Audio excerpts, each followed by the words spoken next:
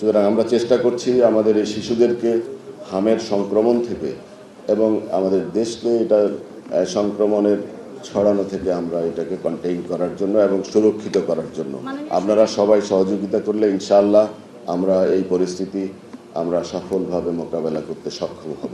আমরা booster dose দিচ্ছি, এটা মনে হয় আমি বলবো এটা হয়তো আপনার ধারণার আপনার কনসেপশনের জন্য ক্লিয়ার হচ্ছে বলে আমি মনে করি না। আমরা বুস্টার দিচ্ছি না, যারা আমরা দিচ্ছি এটা অতিরিক্ত কোনো ডোজ নয়, যারা পায় নাই তারাও দিচ্ছি, যারা পেয়েছে তাদেরকেও দিচ্ছি।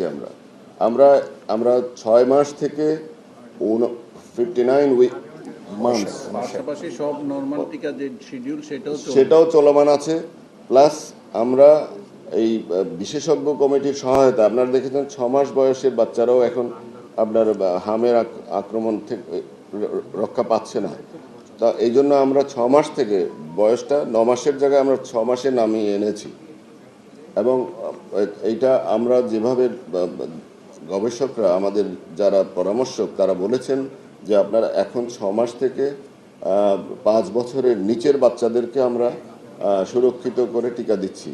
প্লাস আমরা যেটা রেগুলার ক্যাম্পেইন এটাও চলবে। আমরা সিরিঞ্জের সংকট যেটা ছিল আমরা সেটা